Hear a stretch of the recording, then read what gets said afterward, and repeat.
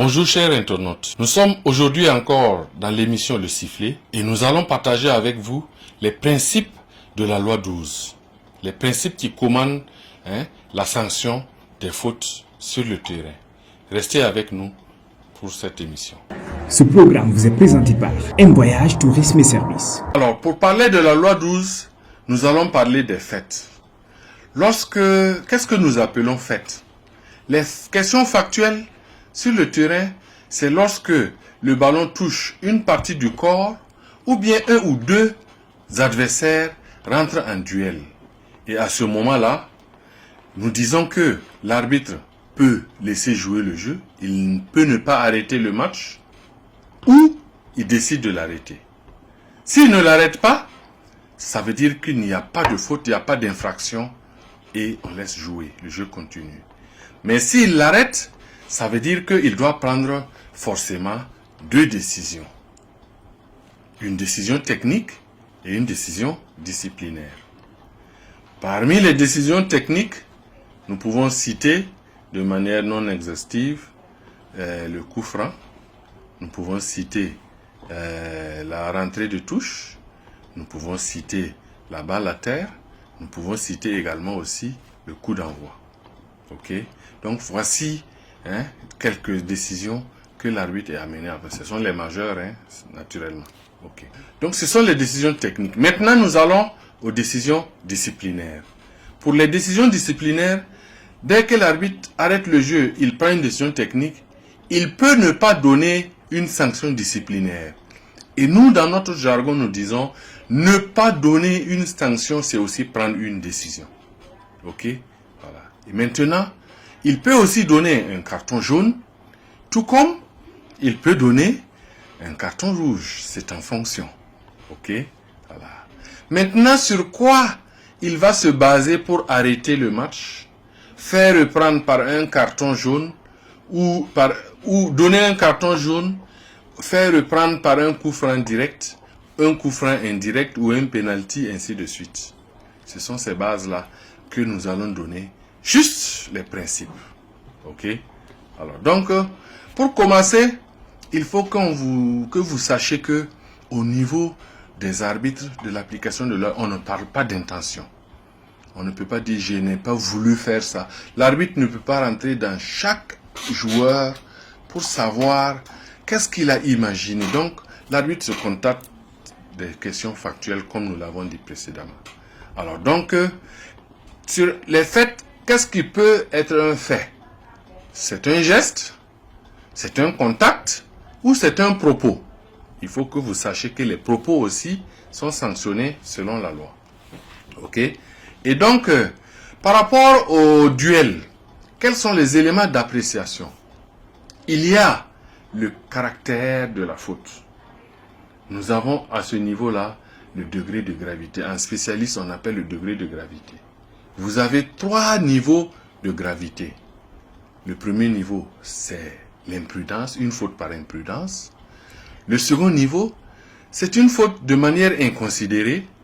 Et le troisième niveau, alors là, c'est une faute par violence. On voit qu'il y a beaucoup plus de force. Et par rapport aux 3 niveaux, une faute commise par imprudence n'amène pas un carton.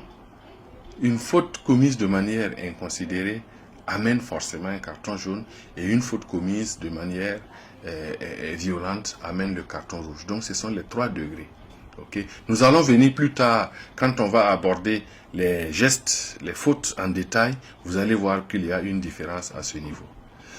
En plus de ces caractères de faute, il y a le point de contact. Les arbitres regardent où est-ce que l'adversaire a touché. Est-ce le genou? Est-ce le ventre? Est-ce la cheville? En fait, il faut faire la différence entre les points sensibles de l'organisme et puis les autres points de contact qui ne sont pas aussi dangereux. Et en plus, une fois que l'on fait le diagnostic sur la partie touchée, on regarde qu'est-ce que le joueur a utilisé pour toucher. Est-ce l'intérieur du pied? Est-ce la semelle? Est-ce son coude qu'il a utilisé pour toucher? Est-ce la paume de la main? Ok? Et là aussi, est-ce qu'il a touché et il a appuyé, ainsi de suite. Cela aussi rentre dans l'intensité. Il y a l'intensité. Et nous prenons en compte aussi, en parlant d'intensité, vous allez voir que une faute avec le pied tendu est forcément symbole de force. Quand il y a la faute et il y a le pied tendu, forcément il y a symbole de force. Donc quand les arbitres apprécient, ils apprécient à l'instant du contact. Parce que quelqu'un peut tendre le pied, toucher et puis après le replier. Le public n'a pas vu, mais l'arbitre, lui, il a vu. Donc, il y a des appréciations qui sont faites. Il y a la nature de la faute. Est-ce que il est allé directement toucher le genou?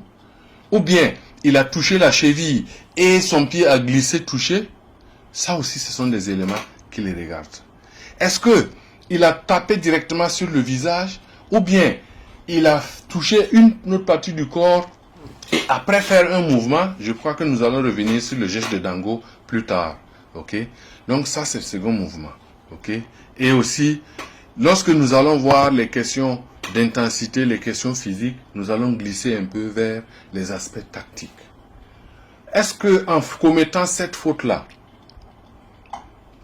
le joueur a brimé un avantage simple de son adversaire, ou bien il a annulé une occasion de but manifeste, ou bien c'est simplement une attaque prometteuse?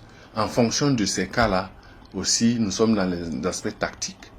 Il y a le carton qui peut intervenir, le carton rouge, le carton jaune, évidemment. Et donc, voilà un peu les principes qui commandent la loi 12. Et je vous invite vraiment à vous intéresser parce que les arbitres prennent les décisions en se basant sur ça. Ce n'est pas le visage de l'adversaire ou le renom de l'équipe qui est le fondement de la prise de décision. Alors, nous venons de voir les principes de la loi 12. Je vous remercie pour votre patience. Nous vous donnons rendez-vous à la prochaine émission très bientôt.